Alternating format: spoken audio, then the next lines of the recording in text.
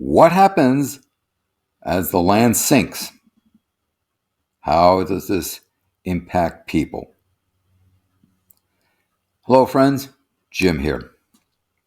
Well, as published on phys.org, nearly 2 billion people globally at risk from land subsidence. Top 3 predictors that positively affect land subsidence rate: groundwater abstraction, seismic hazard, clay content. The countries with the largest subsidence extent at more than 5 millimeters per year, 1,000 square kilometers at least, are China, Indonesia, Iran, India, Pakistan. Countries with the greatest affected population in millions. India, number one, at 633 million. Well, they've got over 1 billion people there. That's most of India. China, Indonesia, Pakistan, Bangladesh. And you can kind of see it here. Right? Subsidence rate, millimeters per year.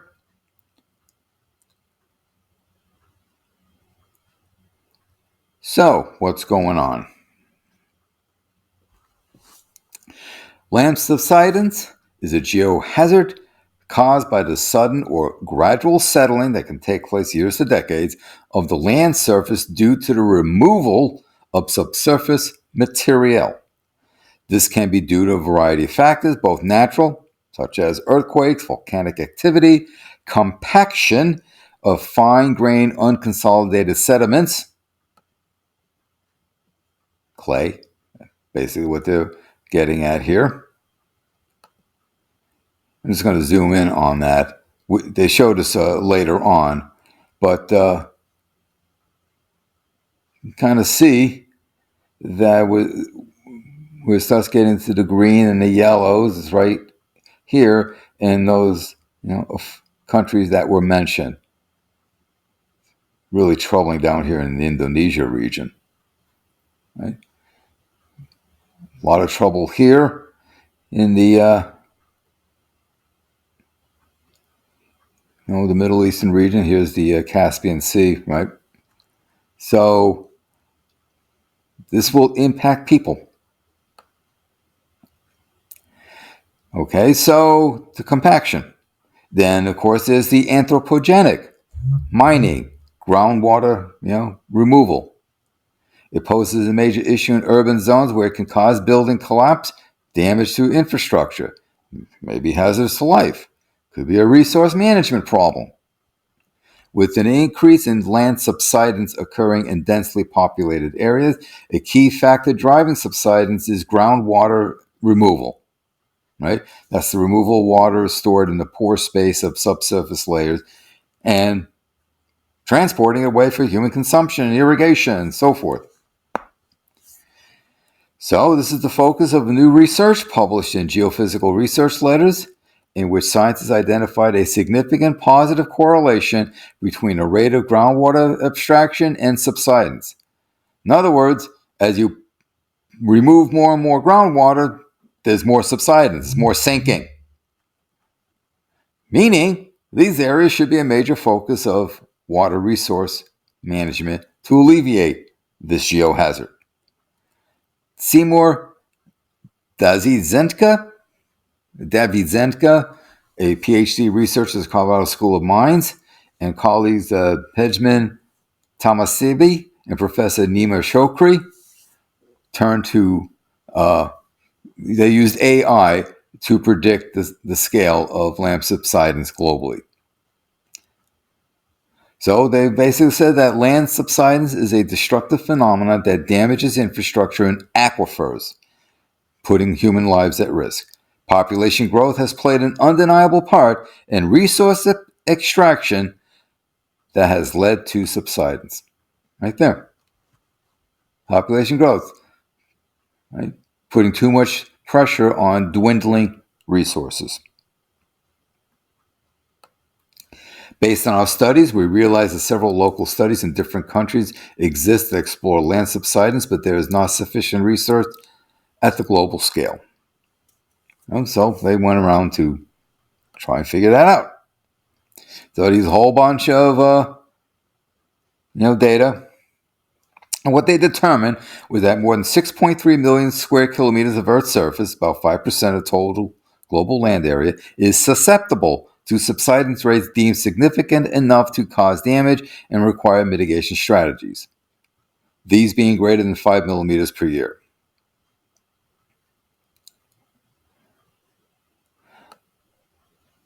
This follows from previous work that suggested 12 million square kilometers of land surface experienced subsidence rates of 430 millimeters per year. Of this, more than 6.3 million square kilometers, 231,000 square kilometers was identified in urban areas where population density shows about 2 billion people, right? 25% of the global population are located in these high-risk zones. Kind of makes sense. You got all these people concentrated in high density. They're going to put a great pressure on the resources. So they're going to extract a lot of for example, the groundwater, leading to increased subsidence rates. So this is a positive feedback loop. More people, more demand on resource, more groundwater extraction, more subsidence.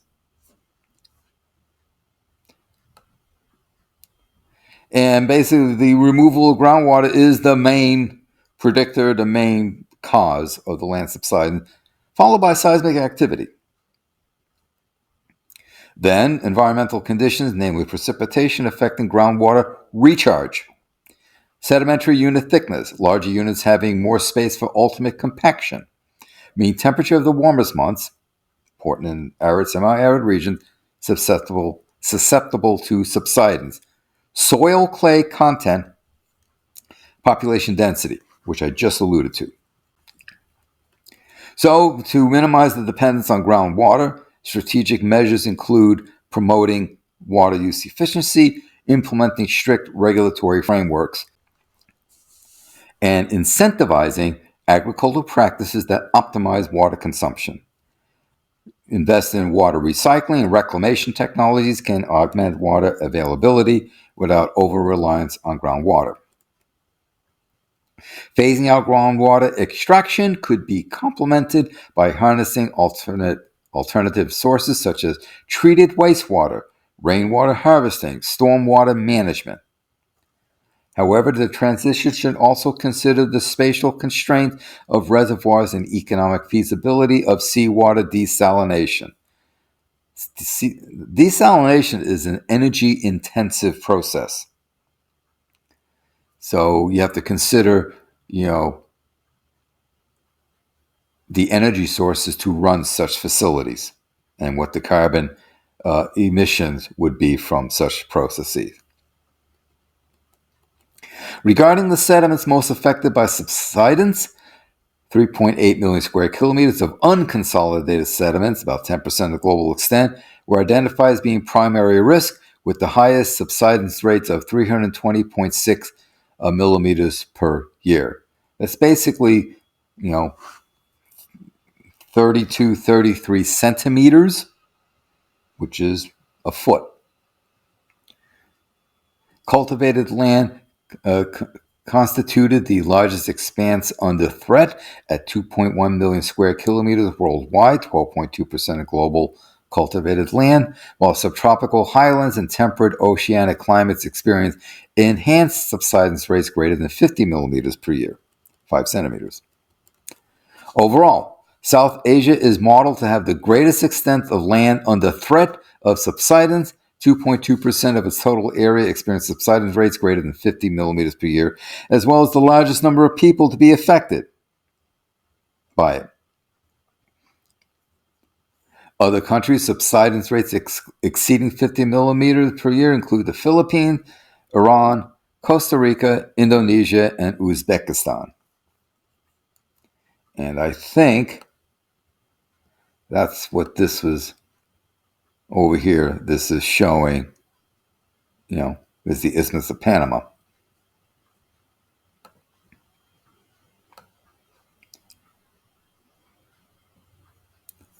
So this is the starting point.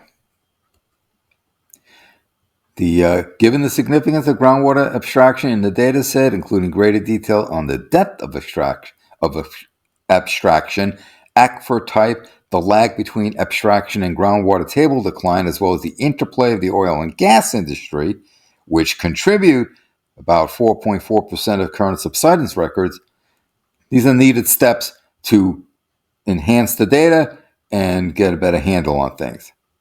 With increasing population augmenting our dependency on groundwater and climate change enhancing droughts, the impact of groundwater decline on land subsidence will continue to be an ever-pressing issue in years to come. This is another example of how 8 billion people on this planet is not sustainable. Let's just cut right through it all. Just not sustainable. Putting pressure, then what happens when you deplete the groundwater? Then the crops fail. Then you have starvation. So, major problem here. Wanted to share this with you. Thank you for your time. Talk soon.